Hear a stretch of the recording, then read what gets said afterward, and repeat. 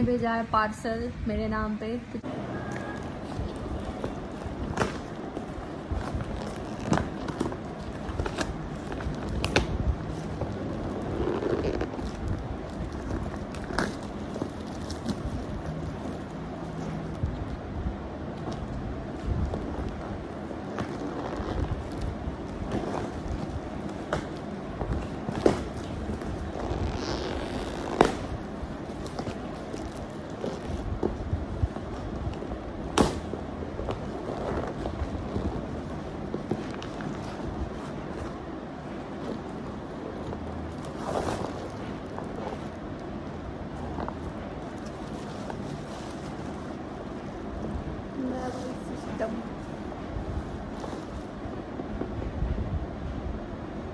चूरा हो गया गाइस, चूरा चूरा हो गया।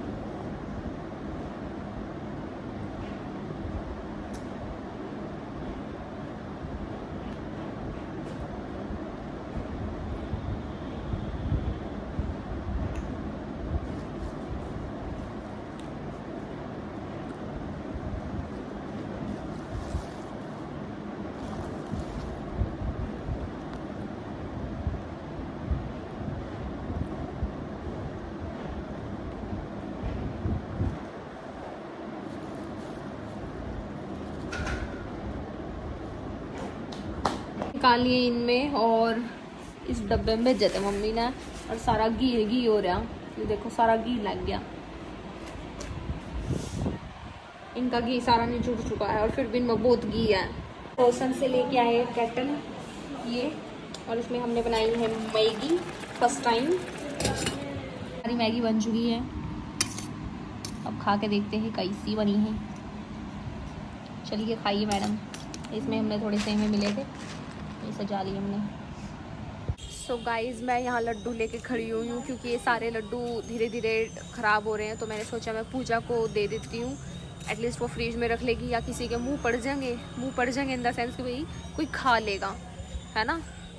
सो I am waiting for her and here are laddoos. मैंने अपने लिए 5-10 रख लिए हैं बस। और एक लड़की पूछ रही है कि आपके हॉस्टल में लिफ्ट नहीं है, तो नहीं, हमारे हॉस्टल में कोई लिफ्ट नहीं है। तो ये रहे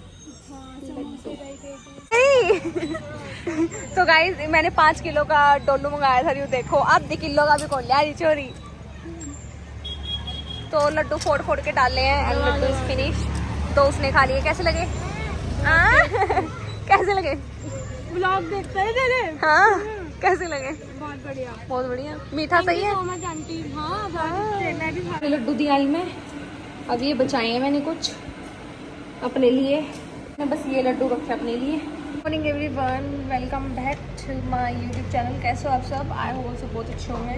सो मैं उठी, नहा ली, कुछ नहीं खाया मैंने। रात को पनीर वनीर बना था ना, तो 4-5 रोटी एक्स्ट्रा खा ली थी। तो अभी सुबह ऐसे ही काम चलाऊँगी और आज फ्रूट्स लेके आऊँगी और थोड़ी दिनों बाद मैं घर जाऊँगी। और this is my no makeup look. तो चलो अभी कॉलेज चलते हैं।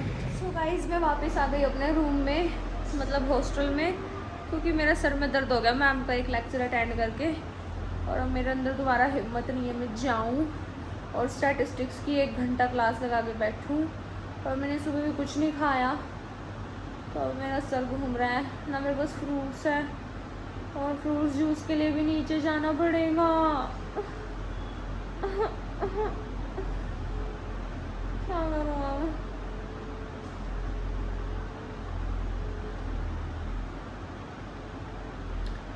तो गाइज़ अभी मैं भूखे पेट हूँ और मेरा सर दर्द हो रहा है, तो सर दर्द हो रहा है तो मैं क्लास लगाने नहीं गई। एंड मुझे कुछ चीज़ें शेयर करनी है। जो लोग भी नया आईफोन ले रहे हैं, मतलब कुछ चीज़ें हैं जो मैं पर्सनल एक्सपीरियंस से शेयर करना चाहती हूँ, ये कोई नहीं बताएगा। फर्स्ट पॉइंट, आप एप्पल ऑथराइज से ही फ़ोन ले, बिल ले, and never buy phone from like America, Japan, Australia, England, New York and all. कुछ भी सस्ते 20-30 हज़ार रुपये बचाने के चक्कर में आपको नहीं पता कल को आपको आपके फ़ोन को कुछ हो जाए, तो आपको ये नहीं पता कि आपको इसके 25, 30, 50, 60, 70 हज़ार तक भी आपका खर्चा हो सकता है। दूसरी चीज़, कि उसने आईफोन लिया तो मैं भी आईफोन ले लेता हूँ। अरे भाई तुम अपना बजट देख के चलो। तीसरी चीज़, EMI पे तो कभी भी मत लो, कभी भी नहीं। मैंने तो अपना कैमरा भी मतलब पहले पैसे जोड़े 3-4 लाख रुपए, फिर मैंने लिया नगद, ठीक है। तो नगद चीज़ें सही रहती है ना, आपके दिमाग में टेंशन रहती है ना कुछ। चौथी चीज़, अभी सेल वेल चल रही है, आईफोन सस्ते मिल रहे हैं तो उनका कोई फ़ायदा नहीं है। अपडेट्स आएंगे, बहुत सारी चीज़ें होंगी। सो 10, 11, 12, 13, 14 मत लो, 15 भी मत लो। क्योंकि जब भी कोई कंपनी, कोई ब्रांड है, जैसे एप्पल है, अब इसने न्यू फ़ोन लॉन्च किया है, लाइक 16 लॉन्च किया है, तो जो 15 था अब वही सेम चीज़ थोड़ी ना देंगे, कुछ तो डिफरेंट किया होगा, तभी तो 15 और 16 में फ़र्क है। फर्स्ट एंड सेकंड में जैसे फ़र्क होता है ना, वैसे ही 15 एंड 16 में फ़र्क है। तो मेक श्योर आप सस्ते वस्ते सेल वेल के चक्कर में ना ले। दूसरी चीज़, एप्पल ऑथराइज से ही ले, पूरा बिल विल ले, अच्छे से पूछे उनसे, इसमें कोई दिक्कत आ जाए तो किस किस चीज़ की वारंटी है, गारंटी है, क्या क्या है। अच्छे से अपने फ़ोन पे गार्ड लगाए, लैमिनेशन लगाए, फ़ोन कवर लगाएं, एंड ये सब उन सब चीज़ों सबके लिए है, मतलब जो लोग बिजनेसमैन हैं या जो व्लॉगर्स हैं, सबके लिए। बाकी मैंने आईफोन 16 को कंपेयर करके देखा 13 से, काफ़ी ज़्यादा डिफरेंस है, और मुझे लेना ही पड़ेगा, मेरी मजबूरी है, मेरा कोई प्लान नहीं था लेने का। And I am little bit depressed, but फिर उसके बाद मैंने सोचा कि ख़राब होएगा, डाटा उड़ जाएगा, कोई बात नहीं। एंड सब भगवान के ऊपर छोड़ दिया है। तो मैं नवरात्रे आने वाले हैं, आज 30 तारीख है, 2-3 दिन रह गए, तो मैं घर जाऊंगी और अपना आईफोन लेके आऊँगी। ये नहीं पता कहाँ से लाऊंगी, पानीपत से लूँगी या कहीं से भी। तो ये जो मेरा 13 है, ये 30,000 के अराउंड जा रहा है एक्सचेंज में। तो अभी तो पता नहीं कितने आईफोन आएंगे, 17, 18, 19, 20, 21, 22, 23।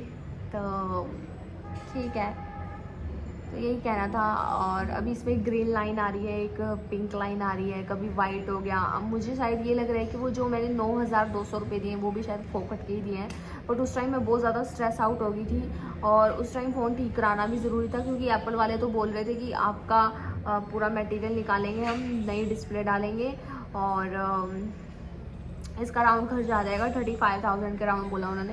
मैंने बोला इतना मैं पागल हूँ मैं है, 1,35,000 का तो नया फ़ोन ले लूँगी मैं।